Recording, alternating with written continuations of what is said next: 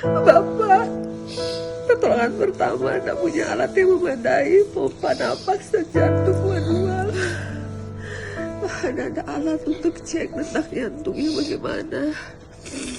Selamat dari insiden speedboat meledak, istri Benny Laos, Shirley Coanda belak-belakan menceritakan penanganan medis rumah sakit terhadap suaminya dan fasilitas rumah sakit yang tak memadai. Ia juga menyoroti penanganan dokter terhadap Benny Laos usai jadi korban tragedi speedboat terbakar hingga menewaskan sang suami. Ternyata mendiang Benny Laos dan sang istri tidak mendapat penanganan medis secara baik usai menjadi korban speedboat kebakaran. Meski hartanya mencapai 700 miliar rupiah, Benny Laos bahkan tidak mendapat penanganan medis dengan baik di RSUD Bobong. Benny Laos menjadi korban tewas dalam kebakaran speedboat Bella 72 di Pelabuhan Bobong, Kecamatan Taliabu Barat, pada Sabtu, 12 Oktober 2024. Benny Laos mengalami luka bakar dan patah kaki. Ia merupakan calon gubernur Maluku Utara nomor urut 4. Menurut Shirley Coanda, Benny Laos tidak ditangani dengan baik. Saya di sini sakit terbakar semua obat habis. Bapak pertolongan pertama nggak punya alat yang memadai, pompa napas dan jantung, kata Shirley Coanda. Menurutnya RSUD Bobong tak memiliki alat cek detak jantung dan obat. Mana ada alat untuk cek detak jantungnya bagaimana? Semua obat habis, saya kesakitan selama 24 jam, kata Shirley Coanda.